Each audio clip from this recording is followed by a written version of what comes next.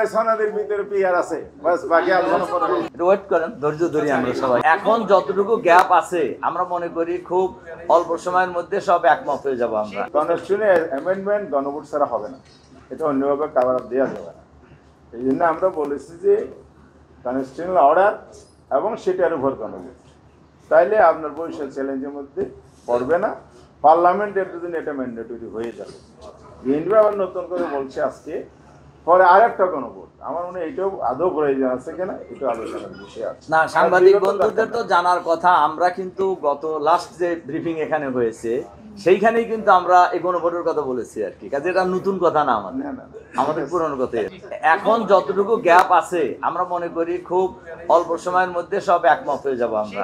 না, আমরা তো আমাদের বক্তব্য রেখেছি, আলোচনা আছে চলমান, আর ঐক্যমত কমিশনের নেতৃত্বে যারা আছেন তারা আমাদের বক্তব্য শুনছেন, ওনারাও তো একটা মত দিবেন। এটা ওয়েট করেন, ধৈর্য ধরি আমরা সবাই। প্রায় সনাদের ভিতরে পিয়ার আছে, বাস বাকি আলোচনা করা